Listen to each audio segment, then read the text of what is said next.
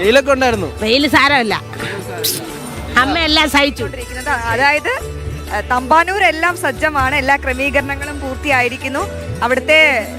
അവിടുത്തെ സ്ത്രീജനങ്ങളെല്ലാം പൊങ്കാലയൊക്കെ അർപ്പിച്ച് ആത്മസമർപ്പണമൊക്കെ നടത്തി തയ്യാറെടുപ്പിലൊക്കെയാണ് ആ പൊങ്കാല നിവേദിക്കാൻ വേണ്ടിയുള്ള കാത്തിരിപ്പിലാണ്. ഇവിടെ നമുക്ക് ദൃശ്യങ്ങളിൽ കാണാം വലിയ രീതിയിലുള്ള ഒരു തിരക്ക്, മാധ്യമപ്രവർത്തകരുടെ അടക്കം തിരക്ക് ഉണ്ട് എന്നുള്ളതാണ്. നമ്മൾ എവിടെയാണെന്ന് കൂടി ഒന്നുകൂടി തീർച്ചയായും പണ്ടാര അടുപ്പിന് മുന്നിലാണ് തയ്യാറാക്കിയ പണ്ടാര, അതായത് അമ്മയ്ക്ക് വേണ്ടി ഉണ്ടാക്കിയ ആ നിവേദ്യത്തിന് തൊട്ടു മുൻപ് നിന്നാണ് നമ്മൾ സംസാരിക്കുന്നത്. നമുക്കിനി ഇവിടുത്തെ ചില അംഗങ്ങളോട് വിശേഷങ്ങൾ ട്രസ്റ്റിയോട് ചോദിക്കാം. എന്തായാലും സമയം 2:04 ആവുകയാണല്ലോ, ഏതാണ്ട് നിവേദ്യത്തിനുള്ള സമയം 11 മിനിറ്റ് കൂടി. അതെ, തീർച്ചയായും കഷ്ടിച്ചൊരു 11 മിനിറ്റ് കൂടി. ഏതാണ്ട് എല്ലാ സജ്ജീകരണങ്ങളും പൂർത്തിയായിട്ടുണ്ട് എന്നുള്ളതാണ്. ഇനി തലസ്ഥാനത്തിന്റെ അങ്ങോളം ഇങ്ങോളം നമ്മുടെ പ്രതിനിധികളെല്ലാം തയ്യാറായിട്ടുണ്ട്. അതിനു മുൻപ് നമുക്ക് ഈ അംഗങ്ങളോട് വിശേഷങ്ങൾ ചോദിക്കാം. അതെ, നമുക്കിപ്പം നമസ്തേ. നമുക്കിപ്പം ട്രസ്റ്റി വിജയകുമാർ ചേരുകയാണ്. എങ്ങനെയാണ് അവസാന നിമിഷത്തെ ആ ഒരു സജ്ജീകരണങ്ങൾ എല്ലാം നമുക്ക് അദ്ദേഹത്തോട് തന്നെ ചോദിക്കാം എന്നുള്ളതാണ്. ഇനിയിപ്പോൾ 2:15 ആകുന്ന സമയം, 2:05 കഷ്ടിച്ചൊരു 10 മിനിറ്റേ ഉള്ളൂ.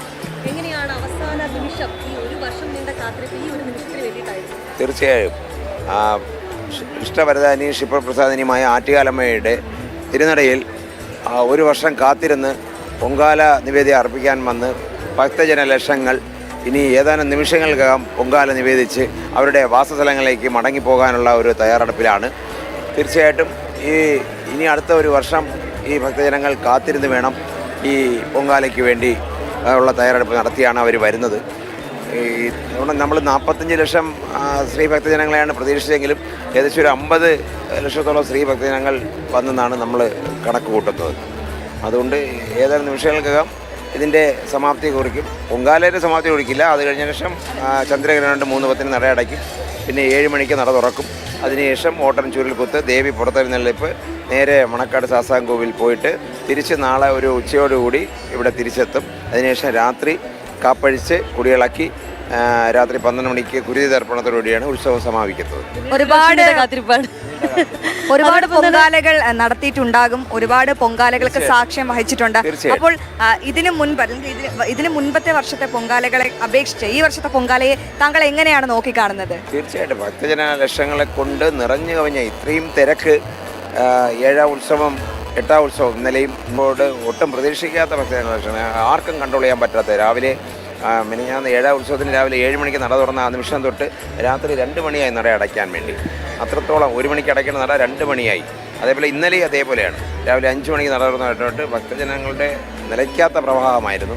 അതൊന്നും ഞങ്ങൾ ഒരിക്കലും ഇത്രയും പ്രതീക്ഷിച്ചില്ല, ഇത്രത്തോളം ജനം വരും എന്നുള്ളത്.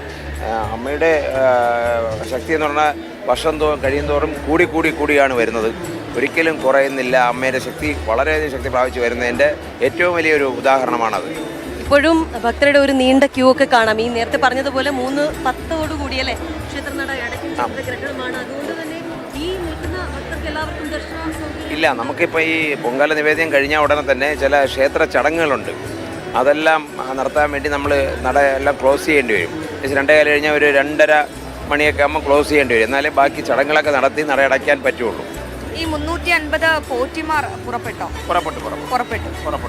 എല്ലാം കൃത്യസമയത്ത് തന്നെ. ദൂര സ്ഥലങ്ങളിൽ പോകണമെങ്കിൽ നേരത്തെ പുറപ്പെട്ടാലേ അവർക്ക് ദൂര സ്ഥലങ്ങളിൽ ഈ 2:15 നിവേദിക്കാൻ പറ്റുള്ളൂ. 2:15 ഇവിടുന്ന് പുറപ്പെട്ടാൽ അവരവിടെ എത്തുമ്പോൾ തന്നെ 3:30-4 മണിയാവൂലേ. തീർച്ചയായും ഒരുപാട് നന്ദി. വിജയകുമാർ ട്രസ്റ്റിയാണ് അദ്ദേഹം. എന്തായാലും അദ്ദേഹമാണ് ഈ അവസരത്തിൽ ഞങ്ങളോട് പ്രതികരിച്ചത്. പറഞ്ഞത് 50 ലക്ഷത്തോളം ഭക്തരാണ് എത്തിയത് എന്നാണ്. എന്തായാലും നമുക്കിനി കിഴക്കേക്കോട്ടയിലേക്ക് കൂടി പോവാം. അവിടെ ഗോകുലുണ്ട് തയ്യാറായിട്ട്. ഗോകുൽ, കിഴക്കേക്കോട്ടയിൽ നിന്നും ലഭിക്കുന്ന ഏറ്റവും പുതിയ വിവരങ്ങൾ, അവിടെ പൊങ്കാലയെല്ലാം അർപ്പിച്ച് തയ്യാറെടുത്തിരിക്കുകയാണെന്ന് അറിയാം. നിവേദ്യത്തിന് വേണ്ടിയിട്ടുള്ള ഒരു ചെറിയൊരു കാത്തിരിപ്പ് മാത്രമാണ്. അവസാന നിമിഷമാണ് പുറപ്പെട്ടിട്ടുണ്ട്. അവിടെ